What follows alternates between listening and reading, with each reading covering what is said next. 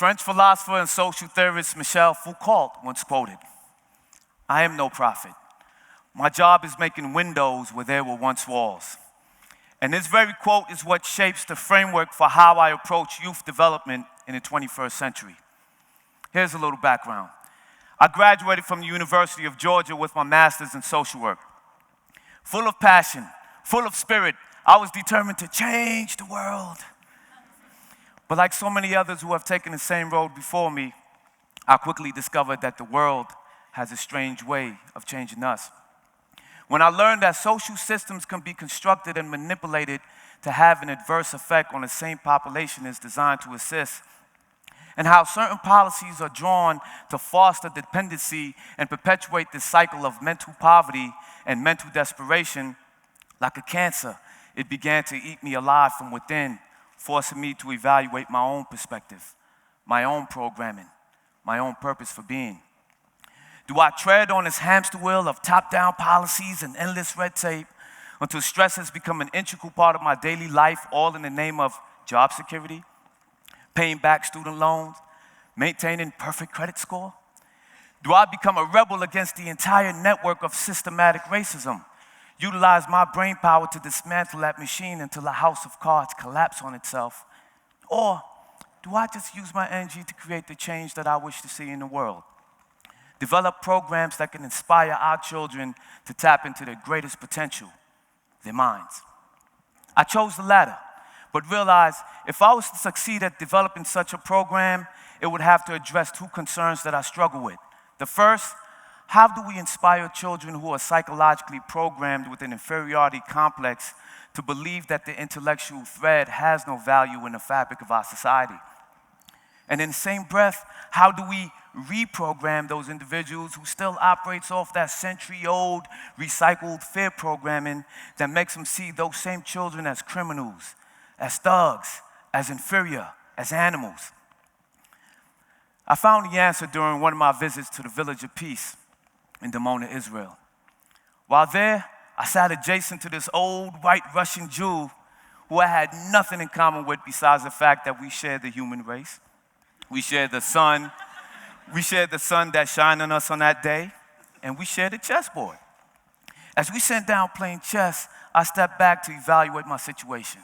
Here I am in a foreign country playing chess with a man that speaks a different language, that has a different belief system, a different culture, but still we found the decency to respect each other's humanity and positioning. Now, whether I won or lost, the game is irrelevant. I'm gonna be honest, that old man gave me a chess whooping. But what I walked away with from that experience is what helped me to develop the building blocks for Chess and Community, a nonprofit organization that is enriching the lives of hundreds of families and kids within the Athens community. Why chess? It is said to master the game of chess, one must begin by mastering his or her own mind.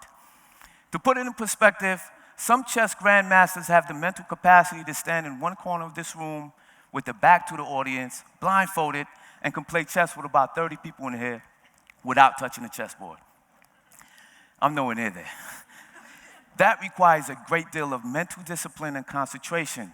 And as impressive as that may be, I've met some phenomenal and skillful chess players in my life with rankings of masters and grandmasters, but they were homeless.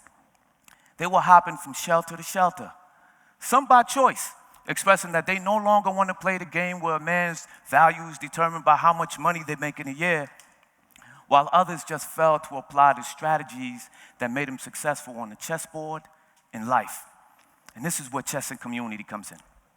Our models are think before you move, think before you engage, think before you speak.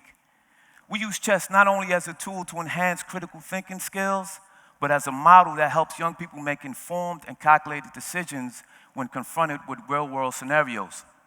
Through chess, we show them the difference between responding and reacting, and we encourage them to think critically through every move you make on and off the chessboard. Allow me to make a small demonstration. I need everybody in the room to spell top. Come on, I know we can spell top. All right, now I need everybody in the room to spell pot. Spell it again. What do we do when we get to the green light? And what do we do when we get to the red light?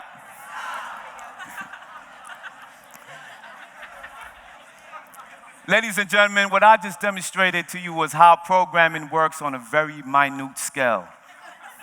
Using rhythm, repetition, and rhyme, the mind can be swayed in any direction the programmer desires. And if that proved to be effective on middle to upper class educated citizens, can you imagine the impact negative programming has on young people that are cycling through generational poverty? Especially when millions of dollars are dumped into programs that promotes violence as a gateway to success. See, with Chess and Community, our aim is to help young people break their negative programming. We use chess to expand their worldview on how systems work, and we equip them with the skills to think 3, 4, and 5 moves ahead rather than reacting and responding to the next move. We use chess as a metaphor for life. We examine how every piece on the chessboard correlates with a real person or an individual. We begin with the pawn. We explain that on one level or another, we all are pawns on someone's chessboard, but the objective is to not allow yourself to be used to advance a negative agenda. Do not be used as a pawn to make something you don't want to happen. All right? Next, we focus on the knight, the warrior and the need for inner discipline and balance. From an institutional perspective, we explore the role of how police officers and the community correlates. We show the work of how military men work in foreign countries, and we explain that if you are not disciplined, if you are not balanced, then that knight can become a force for evil instead of good. Next, we explore the bishop. Now, the bishop is our moral compass that can guide us down any path or any road. We explore the role of the church, the masjid, the synagogue in the community, and how those institutions can help guide a man towards his inner peace, or it can become a psychological weapon for control. Next, we focus on the queen, the mighty, mighty, mighty queen. The queen speaks for itself. I'm sure we all can attest to the power of our mama, our wives, our queens who run in all different types of directions to make sure that our family systems are kept intact. There's a reason why the queen is considered the most powerful piece on the chessboard. Next, we focus on the castle, our community, the foundation. It takes a village to raise a child. But when the village is watching television, we're in trouble. We explain that the entire village is responsible to keep the communities going straight. The castles move straight. And when one family is broken, that reflects on the entire community.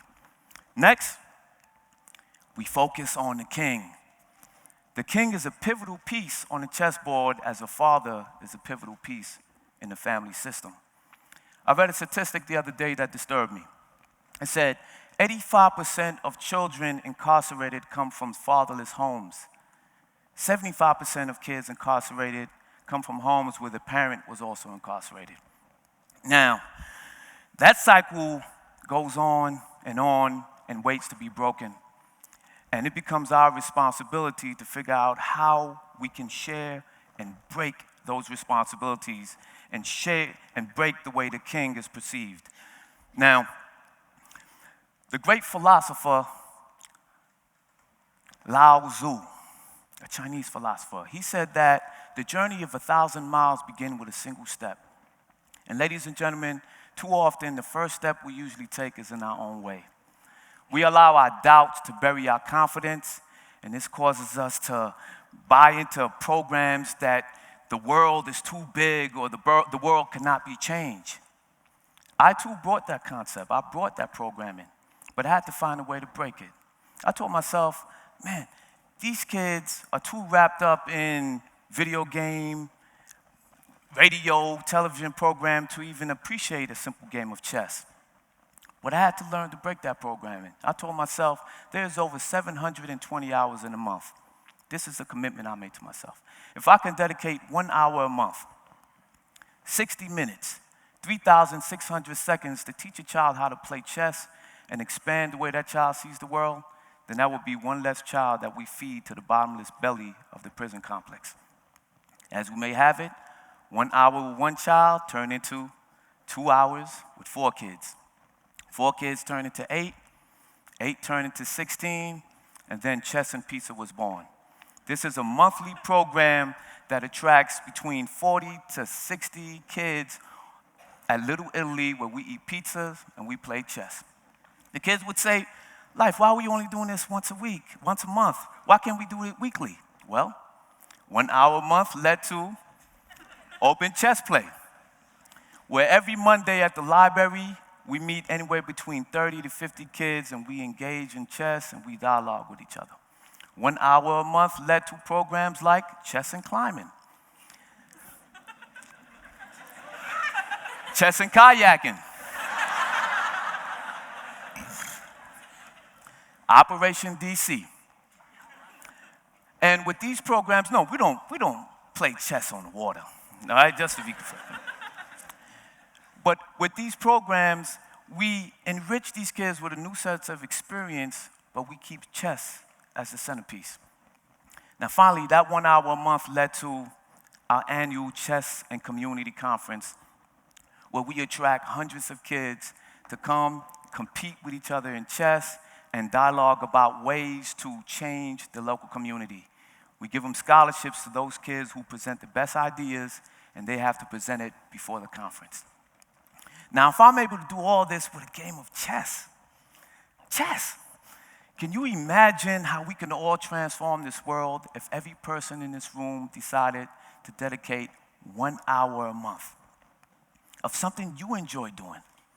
Even if you like watching paint dry or goldfish swim, start your paint drying program. I'm sure paint drying, watching paint dry can teach a child confidence and patience. Let me be serious. That one, even if you touch one child, that makes a world of difference. Because that one child is me. That one child is you. That one child has the ability to transform the world with the seeds that you have planted in them. So I'm going to echo this quote. I am no prophet. My job is making windows where there were once walls. We all possess the power to carve new windows of opportunities for our children. We all possess the power to break down all these walls of hate that we have built around us. We all possess the power to change the world. But it starts with you evaluating your own program, you dedicating yourself to 1 hour a month, and you do something you enjoy doing. But the most important thing, you get out your own way. I'm going to conclude with this quote, or better yet, this poem that I think and I hope will inspire you all to harness your energy and make a difference in the lives of a youth. It's time we stand up, take a pledge for our youth. Reverse the programming that's being wedged in our youth. Confusion is running full-fledged at our youth. Insanity now hang on the edge of the youth.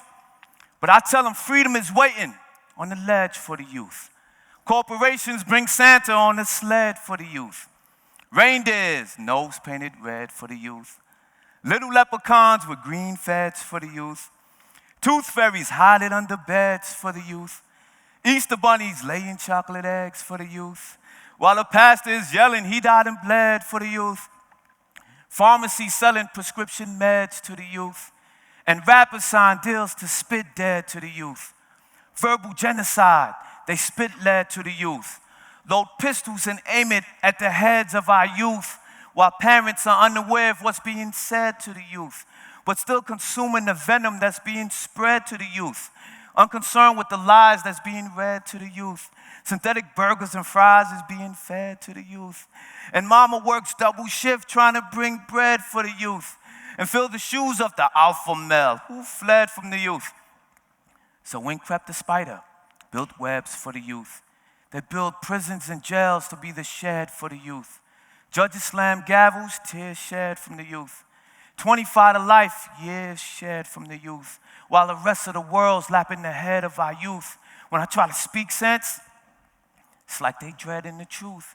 Become a seamstress for the Most High and thread in the truth. When the valley of death becomes a highway, just trail in the truth. Even if you find yourself alone, at least you dwelled in the truth. Don't be a rebel without a cause. Rebel in the truth. Stare the wicked in their eyes, man, and tell them the truth. The system is built on lies. They try to sell you the truth and nomenclate your words so they can spell you the truth. But your mind is power. Use your voice to nail in the truth. Be engaged to righteousness. Be wed in the truth. Be protected by the greater light. Be held in the truth. Thank you.